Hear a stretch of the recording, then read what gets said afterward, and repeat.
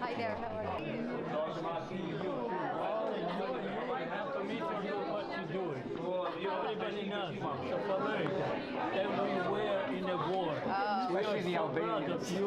We're proud of your father. I'm proud myself for more than 30 years. I am not going to give a lengthy introduction because with this crowd, everybody knows Joe and Shirley DioGuardi, and I couldn't be more thrilled that we're here tonight.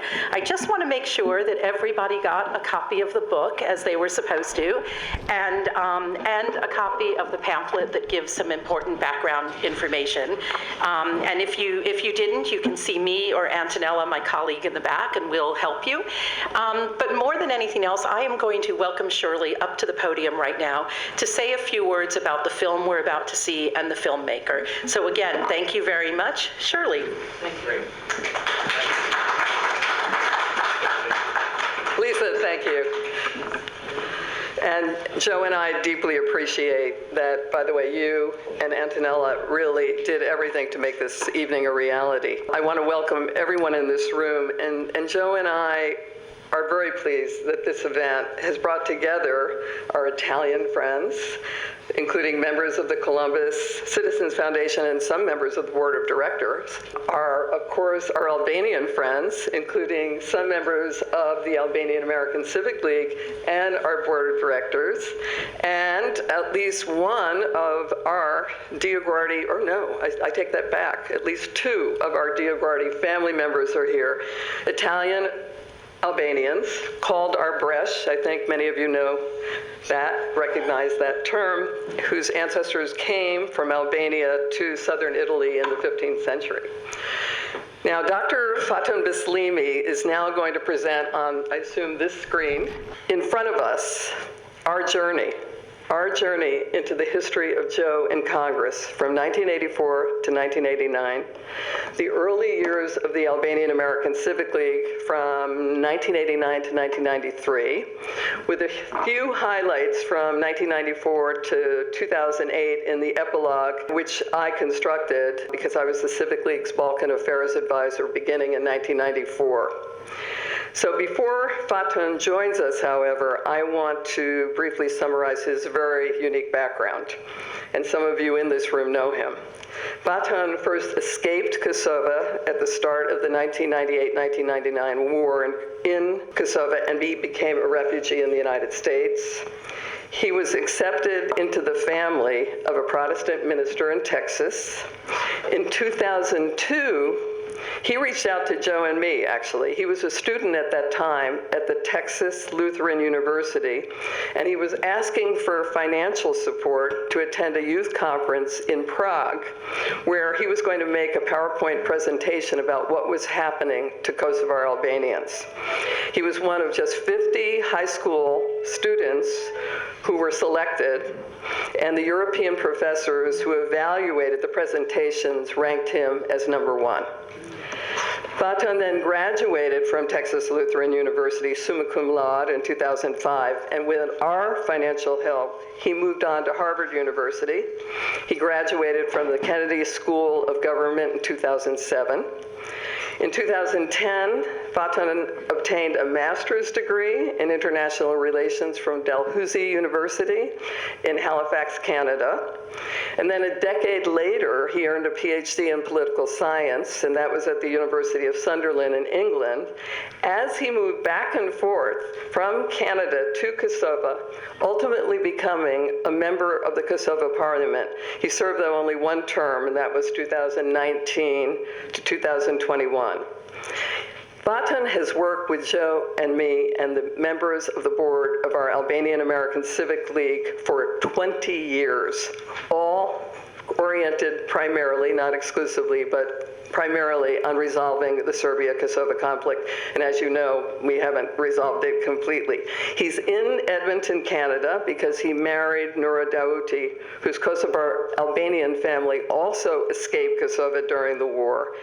And they were among the first Albanians accepted by Canada. And Fatun and Nura have 3 children. So again, welcome. Thank you for coming.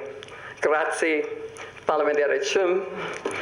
And now, you'll be be very happy to listen to Fatma.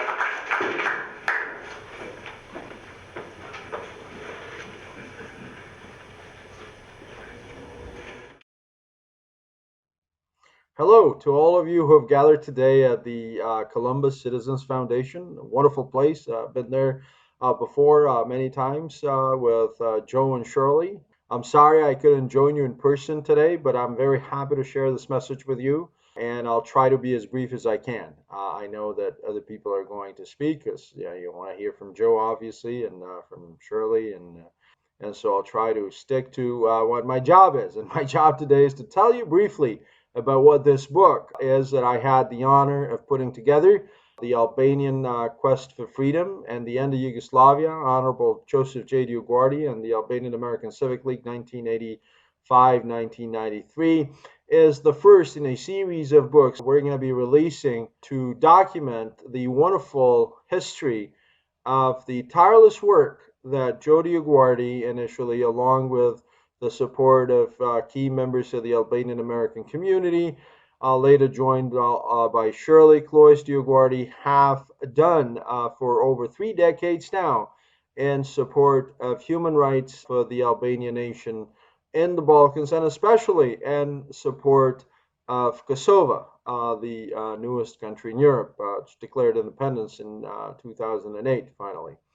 The book is about key documents, archive materials that show how important the work of the Civic League and Joe's initial work as a congressman has been to the Albanian people.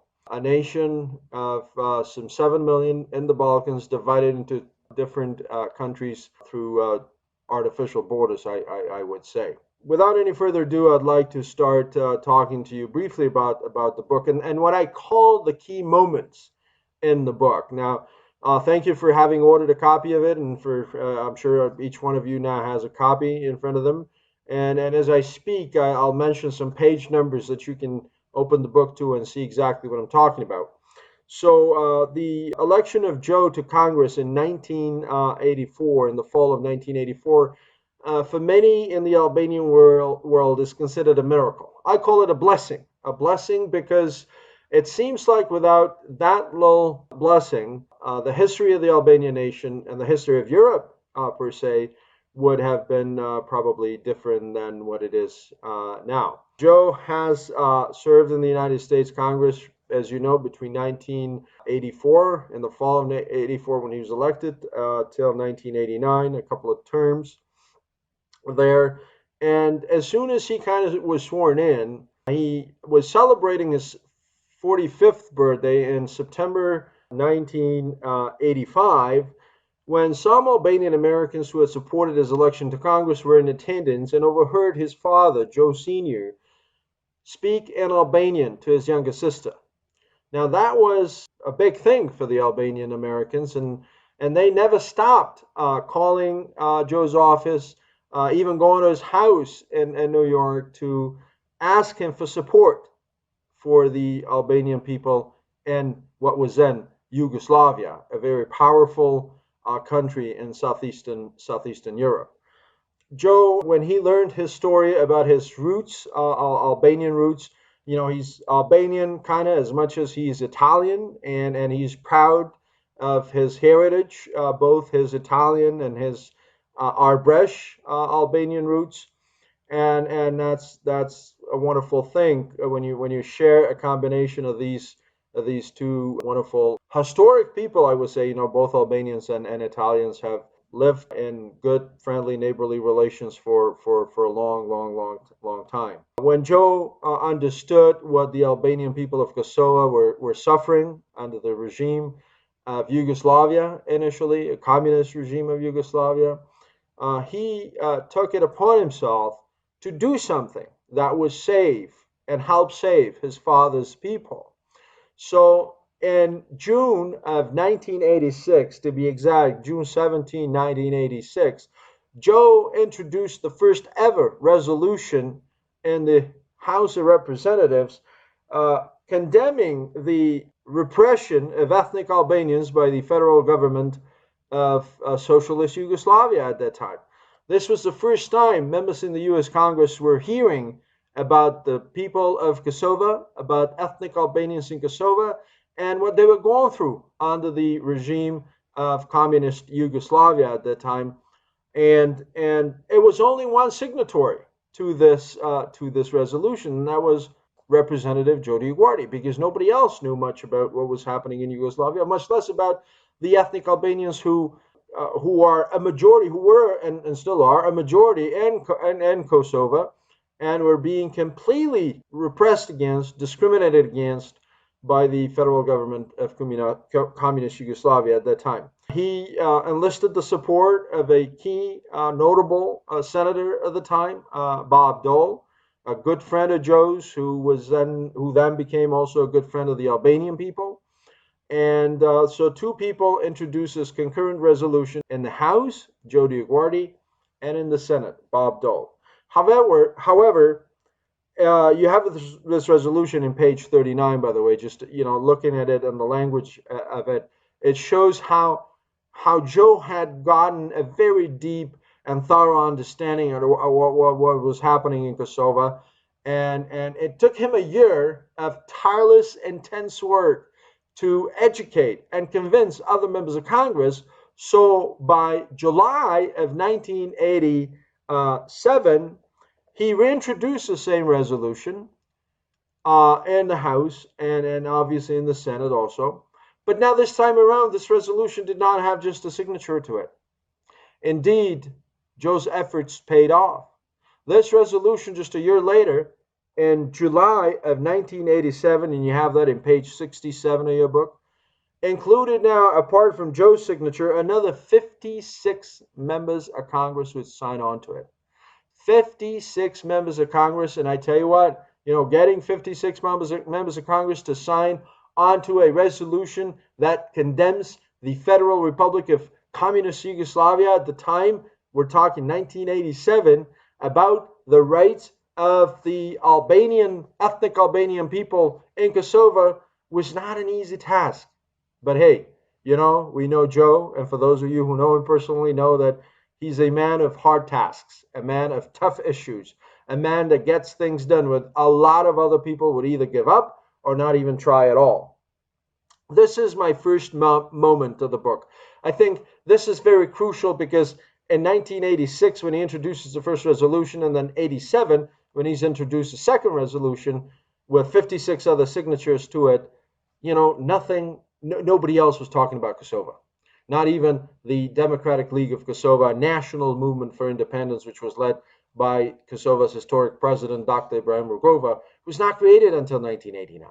That's why this is the first most important moment in the history that this book tells. My second most important moment is a letter by George H.W. Bush, President Bush, to Joe, which you have in page 109. It's from September 27, 1988, in which the president says, last paragraph, and I'll quote, "It is in the U.S. interest to encourage the respect and preservation of human, political, and civil rights, and we should oppose those who would seek to stop it." Now, for those of you who have ever studied political science or have been interested in political developments, you would have heard of what's known as the Christmas warning. That was President George H.W. Bush's letter to Milosevic in 1992, came December 1992, in which he had told Milosevic that he would consider all options if Milosevic were to undertake a full-scale attack on the ethnic Albanians in Kosovo. But the roots of that Christmas warning are in this letter from September 1988. That is my second most important moment. Why? Because just a year prior, in 1987, the State Department was going crazy about Joe's resolutions in the United States House and Senate. And indeed, in a letter sent to him, which you have in page 83 and 84 of the book, the U.S. Department of State had told Joe that they were extremely unhappy with what he was doing, because what he was doing against Yugoslavia, communist Yugoslavia at that time, the Department of State considered extremely damaging to vital U.S. interests. Can you believe that? Extremely damaging to vital U.S. interests. And only 1 year later, because of Joe's lobbying in the Congress with his congressional friends and leaders and colleagues. You have the U.S. Vice President at the time, who later became the U.S. President, George H.W. Bush, saying completely the opposite in a letter to Joe, which I said is in page 109. My third most important moment for the book, which I want to draw your attention to, is the formation of the Albanian-American Civic League, which happened in April of 1989. This is after Joe left Congress, but his leaving Congress did not stop him from pursuing what was right, from doing everything he could to help the suffering Albanian people in Kosovo. So with the foundation of the Albanian-American Civic League, he continued those efforts more than he was, that more actually at an intensified rate than before. So there's three key pillars through which he addressed the issue. Through hearings and resolutions in the U.S. House of Representatives and the U.S. Senate, to increase knowledge and to teach more members of Congress about what was happening, why what was happening to the Albanian people in Kosovo was damaging and a threat to the United States geopolitical and national interests in Europe. Second pillar was through letters sent to the U.S. Department of State and other key major administration officials in this period of time, and through demonstrations that he would hold in front of the White House and other important landmarks like the UN. And third, through an intensified media appearance on CNN and other major channels, Fox, you name it, MSNBC, New York Times, Washington Post, Wall Street Journal. So there was these three key areas in which the Albanian-American Civic League, led by Joe now, was bringing up almost on a daily basis the importance of the Kosovo issue, the importance of the issues that the Albanians, ethnic Albanians in Kosovo were facing at the hands of now Milosevic, who had come into power in Serbia and Yugoslavia, for that matter, in 1989. This third moment, I think, is also defined by a letter that Biden, now President Biden, then Senator Biden, sent to Joe on February 8, 1991. You have that letter on page 204 in the book. This is a letter that Biden, as a senator then, and chairman of the Subcommittee on European Affairs and the Committee Foreign Affairs of the U.S. Senate, sends to Joe, inviting him to testify at this very, very crucial, important hearing for the future of Kosovo that was happening in the Senate at that time. This is a crucial point for Biden also, because in a latest statement in 2002, when Biden was honored by the Albanian-American Civic League for his efforts in supporting the righteous demands of the Albanian people of Kosovo, he himself said that it was Joe DioGuardi who had convinced him that the Albanians in Kosovo needed the American support, and that supporting the Albanians in Kosovo against the brutal regime of Slobodan Milosevic in the 1990s was the right thing to do for the United States and for the United States' national interests in Europe. Indeed, I must say that as a senator, Joe Biden worked closely with Shirley also. She was the kind of mastermind with Joe, I would add, to a lot of the things that were done after she joined the Civic League, which brings me kind of to the concluding remarks of this book. And that's that's very well written by Shirley herself in the epilogue of the book that kind of gives you a nice overview of what's to come in the couple of other books, at least, that we're going to produce in this series to document the key, most important moments of the history of the Albanian-American Civic League and the role, that unique role that Joe DioGuardi, along with Shirley Cloyes DioGuardi, have played. Now, I must also say that, Joe and Shirley, obviously in the Albanian world, are considered the founding fathers, if you will, for lack of a better term, of the Kosovar state, the Republic of Kosovo, the country that declared its independence in February of 2008, the country that became the beacon of democracy in that region, and a country that is still obviously struggling with things like economic development, rule of law, but nevertheless, it's a country that's free, a country where the highest standards of democracy and human rights are observed. And without the work that Joe and Shirley, and obviously Shirley joined him in 1994. She was a publisher when she met Joe, and when she learned about what Joe was doing with the Albanian-American Civic League for the Albanian people, Shirley was drawn into it, joined Joe as the Civic League's Balkans Affairs advisor. She later married him, and I could not think of a better partner and companion for Joe than Shirley Cloyes DioGuardi. The two of them are the historic figures in the modern Albanian history, and I also should add that I am thankful, and all Albanians everywhere are thankful to Joe and Shirley for what they have done, and especially to the Albanian-American Civic League, all of its board members from beginning to the current board members, and the supporters that have pitched in and supported the efforts and the work of the Civic League for many, many years, now 30 plus years. I am absolutely happy there with Joe and Shirley. I wish I could be there, as I said in the beginning, but let's hope we'll meet at some other time.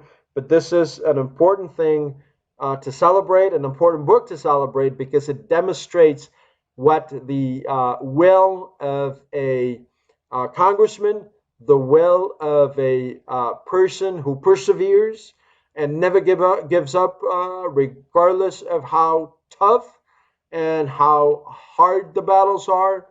And that kind of story, from that kind of story, we all can learn. Joe and for Shirley, the history will write volumes and volumes more about what they have done, about how they have done what they have done, because it meant a lot to an entire nation.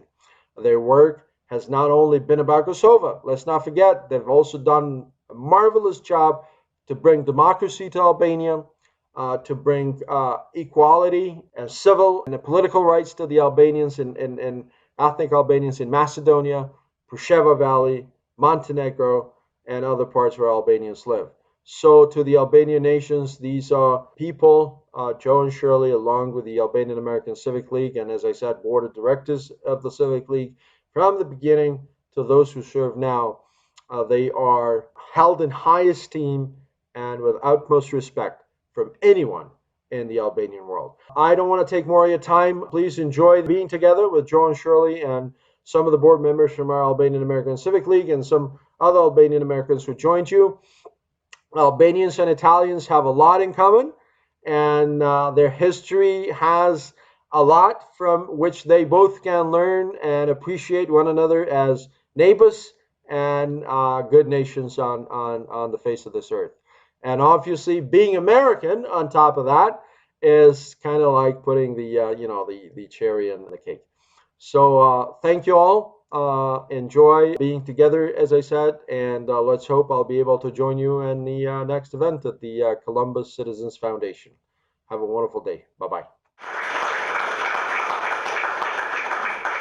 That is about as close as you can feel to somebody being in the room. That was a very powerful talk, and I'm so glad he was able to record that for us. And I'm going to pick up on just one comment he made at the very end about the intertwined histories of Italians and Albanians, because when I worked for World Monuments Fund and we were restoring historic buildings around the world, the breakup of Yugoslavia and the fall of the Iron Curtain obviously put on the table a lot of cultural heritage projects. And my introduction to Albania was a site in the south called Butrint, which is a wonderful Greco-Roman site. But I have to say, it points out the things you don't know in life. When I was researching now 20 years ago to go there for the first time, I was really astonished at the very deep history of Albania that I knew absolutely nothing about. And if your intro is Butrint, you're in very good shape, because it's a wonderful, phenomenal site that now is happily visited. visited by many people,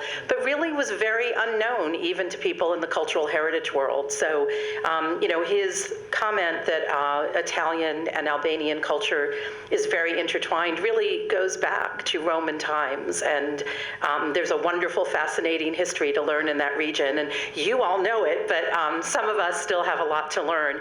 And I'm going to invite Joe up, but I want to just say one thing. Joe has had many careers and many triumphs, but one of his is that he has been a member of Columbus Citizens Foundation for a very long time, and there's only one person who's been longer, and that is Frank Guarini. So apparently, if you join Columbus Citizens Foundation and you become a congressman, you have a very, very long, rich, happy life with us. And so we need apparently more Italian-American congressmen to step forward. But with that, I'm going to turn the microphone over to Joe, and I'm sure to Joe and Shirley.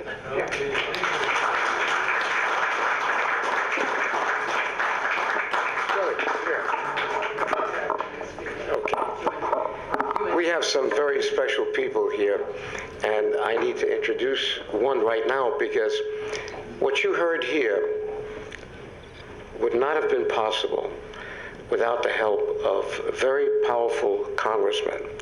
And I knew that I was a junior member of the minority party, and while I had the energy and I had the will, I didn't have the connections. And I had to very quickly associate myself with important people.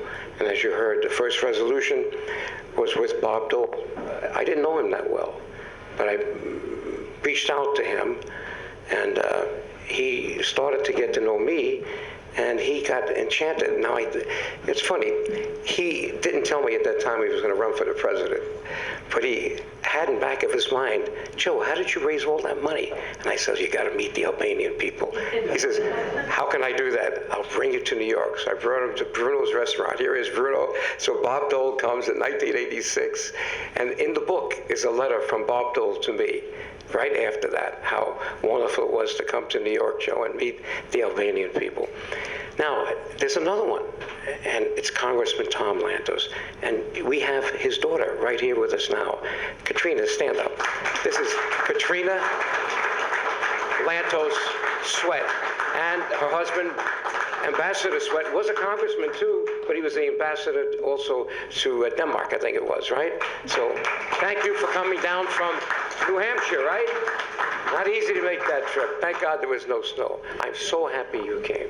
You know, you'd have to double and triple the time on just that little part and to talk about what Tom Lantos did to empower me. The very first big hearing that I needed was done by Tom as co-founder and chairman of the Congressional Human Rights Caucus. So many Albanians came from all over the country, they almost called it off, and the Serbs were all there, and they were trying to cancel this every which way, but now we're all there, and Albanians had to leave because the room could fit like 1,000 people, but they had over 2,000-3,000 people.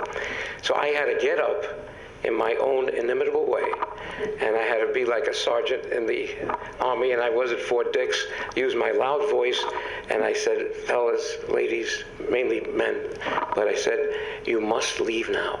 Otherwise, you're playing into the hands of the Serbian people that are right here, because they're going to cancel this.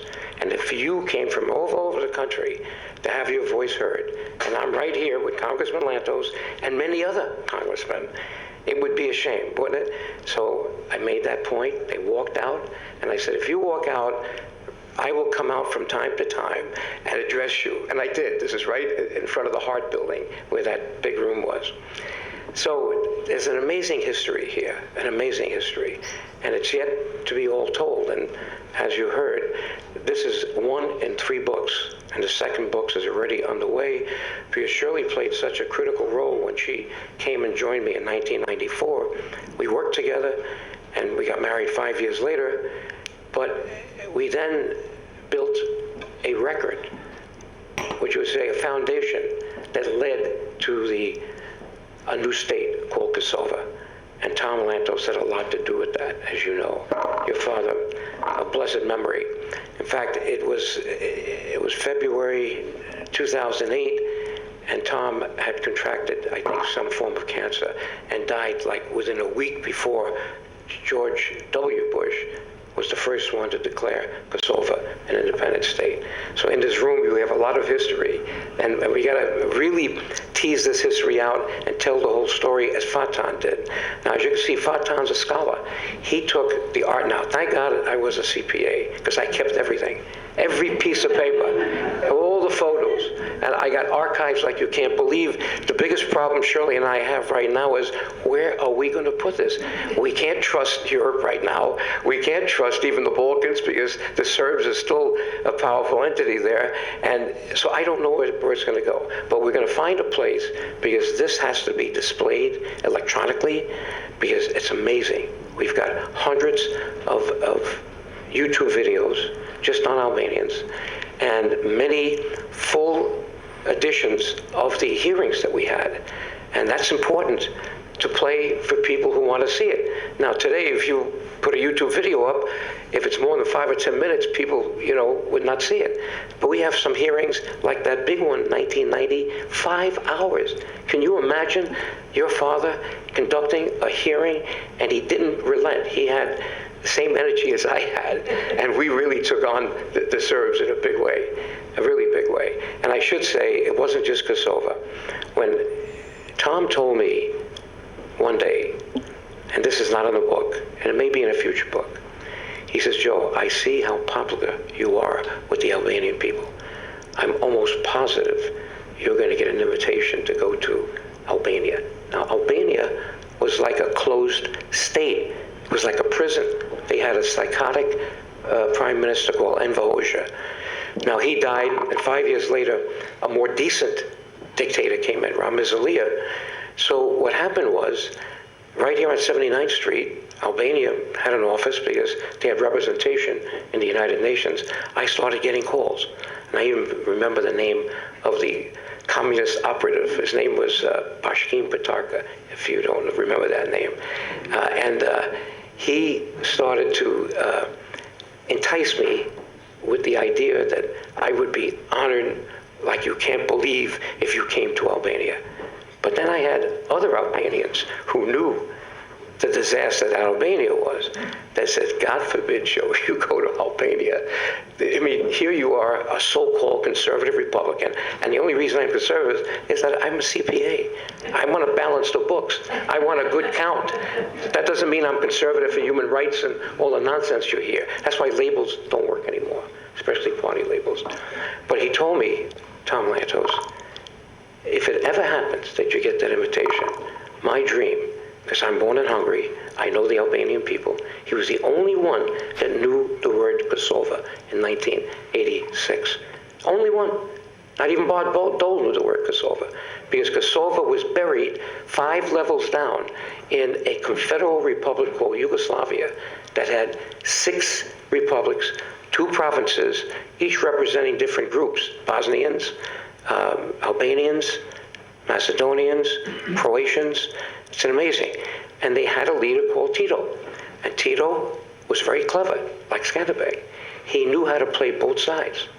And he did it so well that when he died, he ended up, and Serbia started to become ascendant. When he died, he left the most powerful army in Europe to the Serbs, because he was clever by taking money from the Warsaw Pact and the United States. And boy, did I get it, because when I went to Congress, I was called the biggest troublemaker. The State Department said, you have some nerve. This is our big ally from World War II, and you're doing this? And I had to educate the State Department and Bob Dole and many others about, do you see you don't know what's going on in Yugoslavia. And I had to bring documents and things. And by that time, the Albanians, who found out by accident that my father spoke Albanian, here I'm born and raised culturally, raised in the Bronx as Italian-American, but I knew my father was speaking a crazy language, because my friends, Italian friends, would say, what is this language your father is speaking sometimes? And my grandmother was Albanian, obviously. I lived with her until I was 6, and I know Albanian words, but I never got it, I could never converse in Albanian.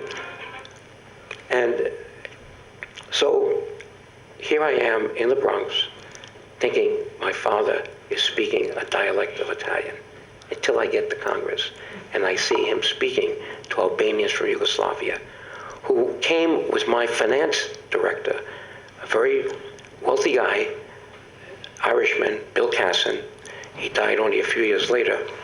And these guys were his painters. He was a lawyer who had another business, and that was converting apartment buildings, into co-ops and things.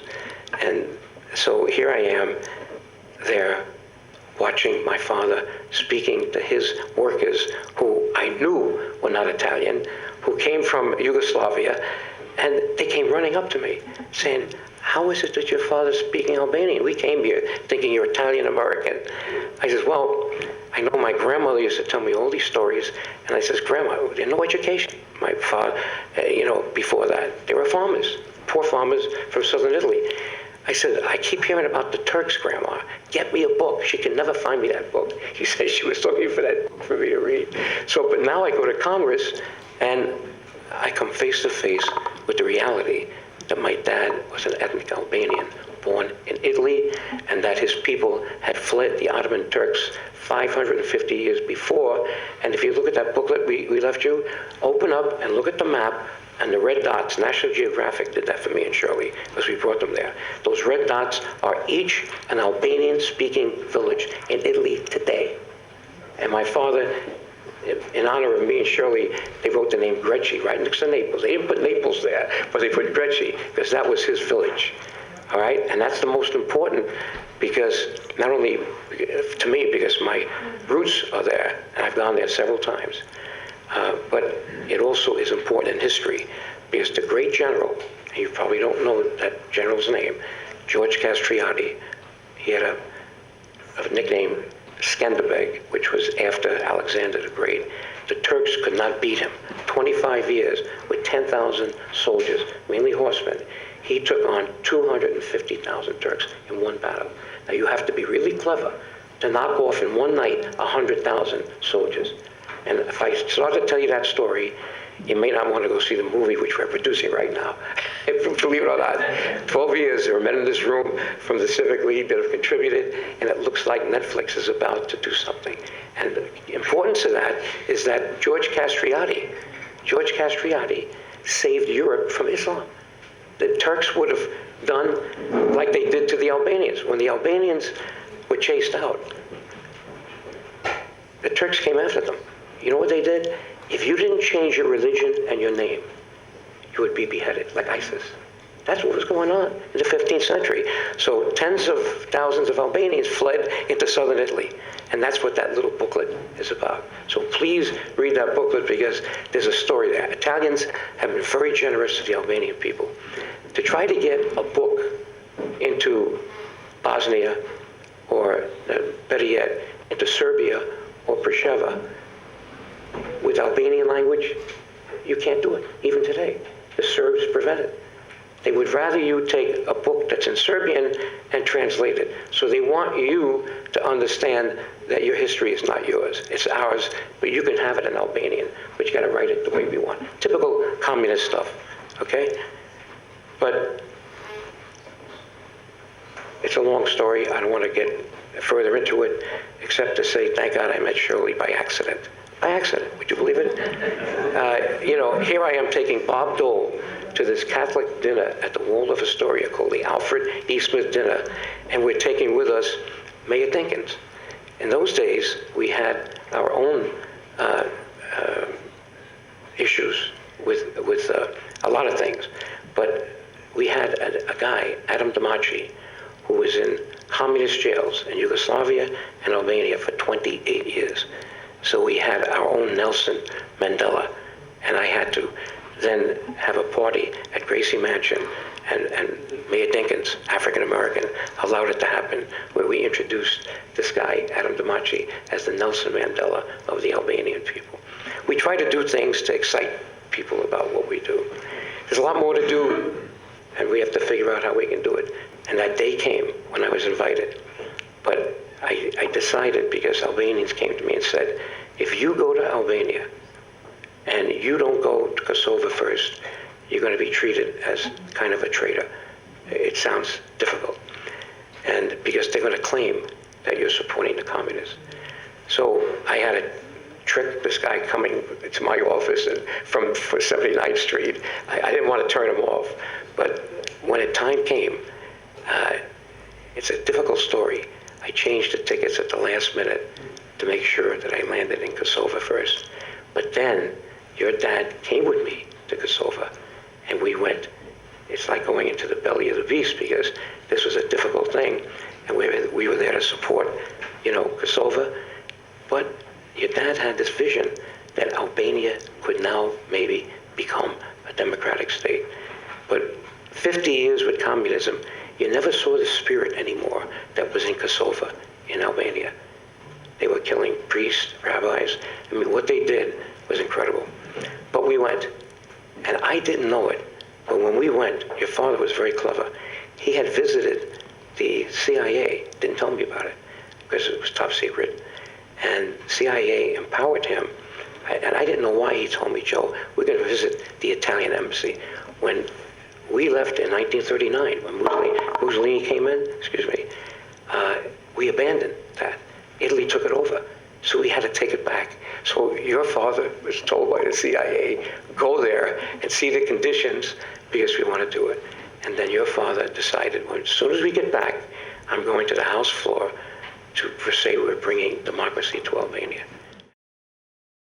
I would like to say a word about the need for re-establishing, after decades of absence, full diplomatic relations between the United States and Albania.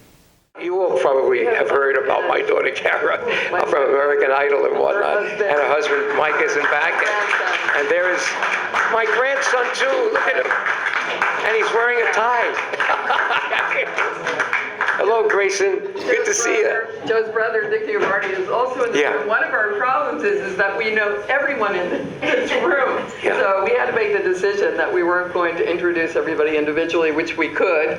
But we're hoping that everyone has spent time, this evening talking with each other, getting to know each other. And again, if anyone has any particular questions, because we only have a little more time, I know. If I may, it's not so much a question, but I just want to say how grateful I am to be here tonight with Joe and Shirley, who really are heroes of our day. And when I think about Joe and this wonderful story you shared about this uphill battle to raise awareness in this great country of ours. We think of this country as the beacon of liberty and democracy and human rights, and yet Kosovo was not on the radar screen at all. I think of that resolution with just 2 names on it. But when I think of you, Joe, I think of the famous line from President Jackson who said, "One man with courage makes a majority." And Beautiful. You're looking at one man with courage. Thank you. My father felt a tremendous sense of kinship and really brotherhood with you because they had a similar spirit of passion and loyalty and determination and never giving up. So it's very much an honor for me and my husband to be here with you. Thank you. Thank you for including us. Oh, and it's so... thank you for having changed the world. There aren't that many people who know that in their life they changed the world, that they changed the course of history. And Joe and Shirley, you did. And we're not finished. And you're not. That's right, along with everyone in this room. Anyone else have a question that they would like? Sure. Actually, you said you're not finished. So Right. I think a lot of us in the room are kind of looking at how we can contribute as younger generations and how we can make sure to continue your legacy. What advice or what do you think that we should be participating in to help move the mantle forward?